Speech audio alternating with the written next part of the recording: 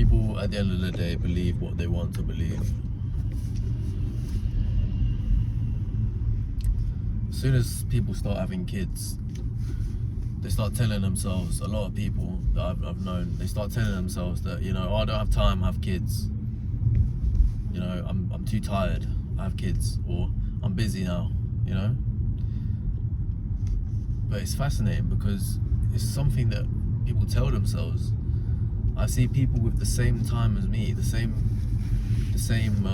shift pattern as me, and you might say, oh, but they've got kids, they're not getting the same sleep as you at night. Okay, fair point, but they have the same lunch break as me. They can sleep in their lunch break. I do. I choose to sleep in my lunch break. I don't get enough sleep when I'm on day shifts. I sometimes only get like 5 hours sometimes. So I use my hour's lunch break to sleep. Whereas people that are apparently too tired, or they have kids, or etc., but they're on their lunch break, they're going to Tesco, or they're going out, and they're not sleeping on their lunch break. So it's not tiredness, is it? And you learn as well that all these kind of stories that you get told by older people, you know, they say, oh, you know, when you get, oh, you've got no responsibilities, or oh, you're this, or you know, you're young, and or when you're old you'll be like this, etc. I have learned that it's all an alibi. It's a shield, because they're not the way they should be, and they've palmed it off onto something else. Like a good example, yeah, we have a 12-hour shift on my team, and we all get an hour's lunch break. So straight away, even if your life is jam-packed outside work, you've got time at your desk to do what you need to do, and also you've got that hour's lunch break. So to someone who, for example, doesn't have time to go gym, or doesn't have time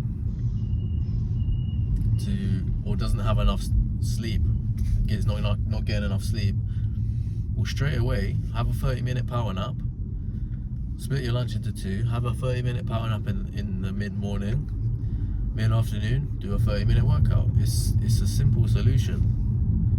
If you consistently are getting that 30-minute power nap, it's not gonna solve all your tiredness problems, but it's gonna help. It's definitely gonna help. So straight away, I've come up with a solution in your work time, how you can get around that lifestyle of not having enough time and having kids and being tired, etc. Straight away, I found a solution for that. But you know what they'll come up with? They'll come up with another excuse or another alibi as to why they can't do, or why they're not in the shape they need to be. And it all comes down to, I think it comes down to a lack of priorities. People, you know, they have different goals, they have different responsibilities, etc. But for the people that I'm referring to, like some of them are 40, but they have more time than me. They go on like they have kids or they have more responsibilities. They actually have more time than me because they're not doing anything else with their time. They're not working on anything else. You know, I actually have less time because I go to the gym and I'll be spending a couple of hours in the gym, maybe a couple times a week, or maybe 3 times a week, etc. But if you compile that, that's 6 hours. So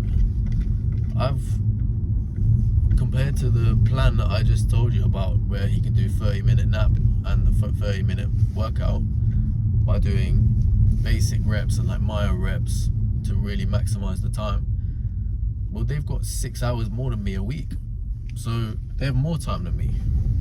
Do you get where I'm going with this? So what's your excuse? If I was in a position where I literally didn't have any time to work out, or didn't have any time to sleep, you know, I wasn't getting enough sleep at night, but I've got an hour's lunch break. We're not on a construction site where we don't get a lunch break and we're like flat out working. Like, no, we're at a desk office job and people still make excuses.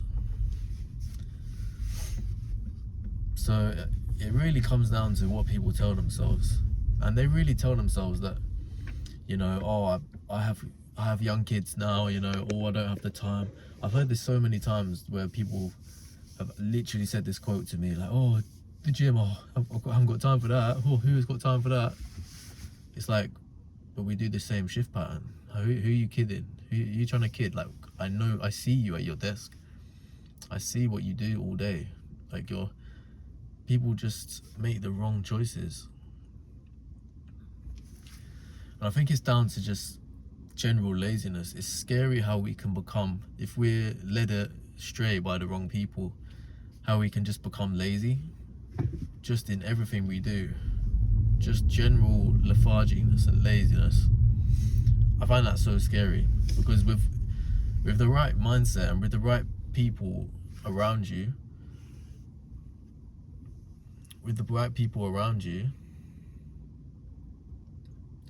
like from a father or, you know, friends, you can build that encouraging mindset, you can build that work rate mindset. But the same way you can get the wrong mindset from people, just like that, through an idle word, you know, an idle comment, an idle complaint. It can make you lazy, and that's what I think it comes down to. It's just pure laziness.